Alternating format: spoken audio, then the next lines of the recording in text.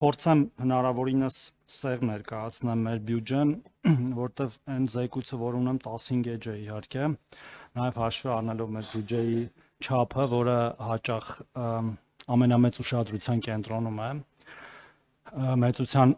պատճառով, թեև մեր բյուջեի զգալի ծրագրեր պարզապես մուտքեր եւ ելքեր են, եւ մենք որևէ ազդեցություն չունենք այդ ծախսերի վրա, կൂട്ടակային կենսաթոշակ, դրոշմանիշային հավաքագրումները, կենսաթոշակի մասով նաև բանաձևեր են գործում, այսինքն թվում է թե մենք կառավարում ենք ամենամեծ բյուջեն, բայց այն հայեցողությունը կամ այն ծրագրերը, որ մենք կարող ենք փոխել, դրա շատ չնչին տոկոսն է կազմում, սա որպես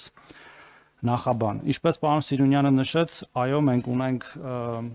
բավական էական աճ պետական բյուջեի 2026 թվականի նախագծում 87.4 միլիարդ դրամով կամ 96%-ով, որը մեծ կտորներով ներկայացնեմ, թե ինչից է բաղկացած։ Կենսաթոշակային ապահովության ծրագրի բյուջեն, որին բաժին է ընկնում 590.8 միլիարդ դրամ կամ ոլորտի բյուջեի 59.5%-ը, այդ թվում որից 244 միլիարդ դրամը կൂട്ടակային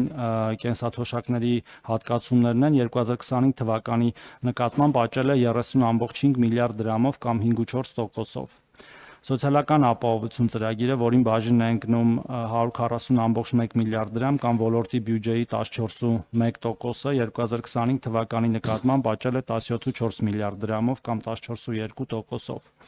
Ժողովրդագրական վիճակի բարելավում ծրագիրը, ինչպես էլի պարոն Սիրունյանը նշեց, որին ուղղված է 84.2 միլիարդ դրամ կամ ոլորտի բյուջեի 8.5%-ը, աճել է 4.1 միլիարդ դրամով կամ 5.1%-ով։ Բնակարանային ապահովման ուղղությամբ նախատեսում է 15.6 միլիարդ դրամ, նախորդ տարվա նկատմամբ աճը կազմում է 3.6 միլիարդ դրամ կամ 31%։ Ճգնաժամերի հակազդման եւ արտակարգ իրավիճակների հետևանքների նվազեցման եւ վերացման նպատակով առանձին սոցիալական խմբերին տրվող սոցիալական աջակցությանը կուղղվի 55 միլիարդ դրամ, որը նախորդ տարվա համեմատ ավել է 20 միլիարդ դրամով կամ 57.1%-ով։ Սա հենց Ղարաբաղից տեղանված մեր հայրենակիցների աջակցության ծրագրերի բյուջեն է, որի մեջ ներառված է թե բնակարանային ապահովումը եւ թե ընթացիկ աջակցությունները։ Եթե ավելի մանրամասնեմ ամեն տողում ինչ ծրագրեր ունենք, իհարկե կարող եմ, բայց երևի անդրադառնամ մի քանի մեծ ծրագրերի, որոնք որ տեղի են ունեցել եւ մենք նախատեսում ենք դրանք շարունակել նաեւ 2026 թվականին, այնպիսի ծրագրերի, որոնք կարծես թե ավանդաբար չեն եղել մեր բյուջեում, բայց հայտնվել են ինչ-որ մի փուլի եւ որոնք մեծ փոփոխություններ են բերել մեր հայրենակիցների կյանքում իրենց մասշտաբային բնույթով։ Դրանցից մյուս խոշոր ծրագիրը, որ էլի կարծում ենք, որ մի քանի հարցելուց է, դա կենսաթոշակային կամ նպաստային քարտերի միջոցով ապրանքների եւ ծառայությունների ձեռքբերման դիմաց անկանխիկ եղանակով վճարումներից հետվճարի տրամադրման ծրագիրն է, որը արդեն հայտարարել ենք, ես ուզում եմ նորից շեշտել դրա մասին։ Այն երկու նպատակ ունի, ինչպես գիտեք, եւ մենք պատահական չէ, որ խոսում ենք հենց այս գործիքով մեր քաղաքացիների նպաստները եւ կենսաթոշակները բարձրացնելու մասին, որովհետեւ այդ կենսաթոշակները եւ ընդհանրապես այս բյուջեն, որ մենք հիմա քննարկում ենք, գոյանում են մեծամասամբ հարկային եկամուտներից, իսկ հարկերը գոյանում են մեր տնտեսվարողների կողմից վճարած հարկերից, դրանք գոյանում են ոչ ստվերային շրջանառությունից, ի տարբերություն ստվերայինի, երբ որ հարկեր չեն վճարվում։ Եվ մենք այս գործիքներով փորձում ենք նաեւ բերել ստվերը սպիտակ դաշտ, դրանով հարկելով գործարքները եւ ավելացնելով պետական բյուջեի մուտքերը։ Գիտեք նաեւ, որ մեր գործընկերները այստեղ հայտարարել են, որ բացի այս հետ վճարից, որը վերաբերում է շատ կոնկրետ անձանց, նպաստառուներին, բոլոր տեսակի եւ կենսաթոշակառուներին, նաեւ մի համընդհանուր այդ վճարի ծրագիր է սկսվելու 2%-ի չափով, որի իհարկե պատասխանատուն ուղիղ մենք չենք, բայց քանի որ սրա մասին խոսում ենք, դա էլ եմ ուզում հավելել, որը 2% է լինելու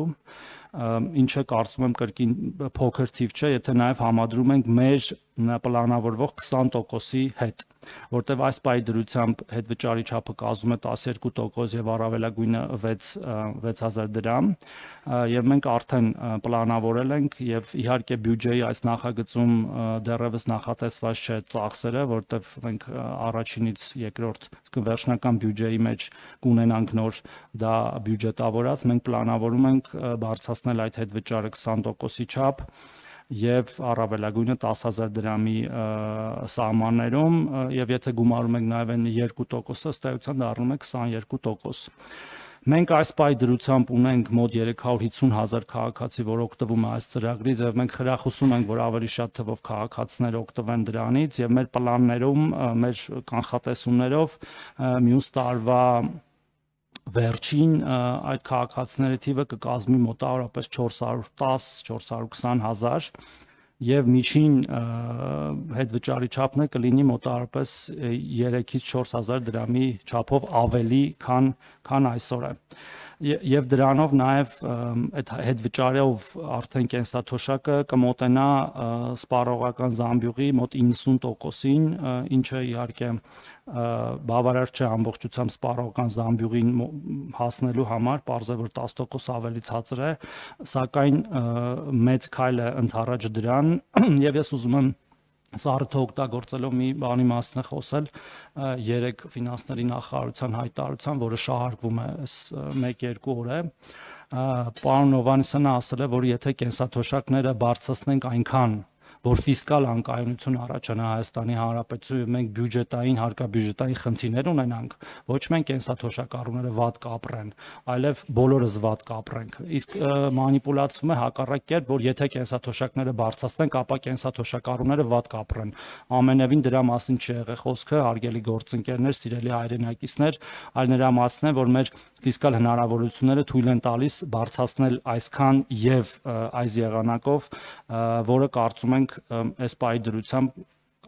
ավելին հնարավոր չէ մեկ եւ երկրորդը սա նաեւ գործիք է, որը կրկնում եմ խթանելու է հավելյալ հարկերի հավաքագրումը։ Ես ինչքան ժամանակ ունեմ, հարգելի գործընկերներ, խոսելու նախնական 10 րոպեն անցել է, բայց երևի երկու բառ ասեմ ու ավարտեմ ու երկու ծրագրի կարճ անդրադառնամ ու փորձեմ պատասխանել հարցերին։ Մյուս ծրագիրը, որի մասին արդեն շեշտվեց, դա բնակարանային ապահովման ծրագիրն է մեր հայրենակիցների համար, որոնք տեղահանվել են Ղարաբաղից։ Այս ծրագրի ընդհանուր չափը գնահատվում է մոտ 800 միլիարդ դրամի շրջանակներում։ Եվ չեմ սիրում այդ աննախադեպ բառը, որ հաճախ օգտագործվում է, իմ գործընկերներն են հաճախ օգտագործում, բայց սա իրոք ծավալի իմաստով երբևէ չի եղել այս չափի պետական ծրագիր, փորձեցի խուսափել աննախադեպ բառից։ Մենք նաև ամենօրյա ռեժիմով աշխատում ենք մեր հայրենակիցների հետ, փորձելու լուծել են խնդիրները, որոնք ծագում են ծրագրին դիմելու շրջանակներում, որպեսզի հնարավորինս շատ քաղաքացիներ օգտվեն այս ծրագրից եւ ուզում եմ ներկայացնել էլի այսօրվա վիճակագրությունը մի քանի օրվա ծրագրի շրջանակներում արդեն ստացել են հավաստագիր 3202 ընտանիք եւ 12826 անձ, այսինքն ընտանիքներ եւ ֆիզիկական անձանց թիվն էլ գիտենք, եւ որոնցից 1198-ը կամ 1200-ը եւ 5242-ը արդեն իրացրել են իրենց հավաստագրերը եւ բնակվում են իրենց սեփական տներում։ Իհարկե մենք նաև մոնիտորինգի ենք ենթարկում ամենօրյա ռեժիմով եւ վերլուծում ենք թե ինչպես կարող ենք ծրագիրը առավել բարելավել եւ օրինակ հենց այսօր կառավարության նիստում որոշ փոփոխություններ արել ենք, թեև նախարարության կայքով հրապարակել ենք, բայց կուզեմ նաև այս ֆորմատով ներկայացնել, որ ծրագրի շահառու միավորի կազմում պարտադիր լինելու պայմանը չի տարածվի ընտանիքի այն անդամների վրա, ովքեր դատարանի վճռի հիման վրա ճանաչված են անհայտ բացակայող, մինչև այդ մենք այդպես խնդիր ունենք, որ չեն կարողանում օգտվել։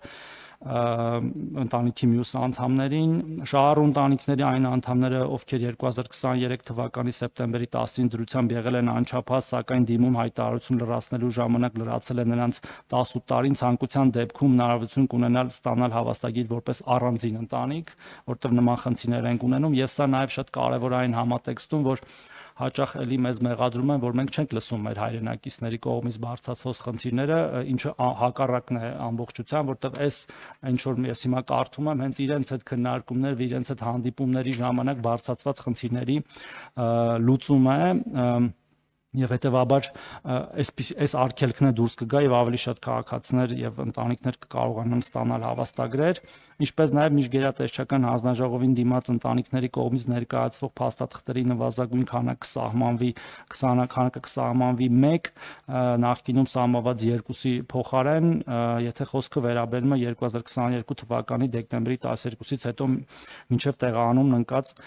ժամանակահատվածին։ Վիճակագրությունը արդեն ներկայացրեցի, փաստորեն նույնիսկ հետաքրքիր բան է, այսինքն այս տեղեկանքն այսօր եմ ստացել, արդեն թիվը ավելացել է մոտ 40 ընտանիքով, այսինքն 27-ի դրությամբ եւ 30-ի դրությամբ, այս էլ շատ լավ տենդենս է, արդեն ունեն 3240 ընտանիք, որից իրացվել է 1210, սա նորից խոսում է ըստ էության կենսունակության ծրագրի եւ մեր հայրենակիցների կողմից լավ ընկալվելու մասին։ Իհարկե կլինեն նաեւ այլ փոփոխություններ ընթացքում, երբ որ մենք կտեսնենք, որ խնդիրներ կան եւ կլսենք մեր հայրենակիցներին, բայց այս պայդրությամբ ծրագիրը կարող ենք արձանագրել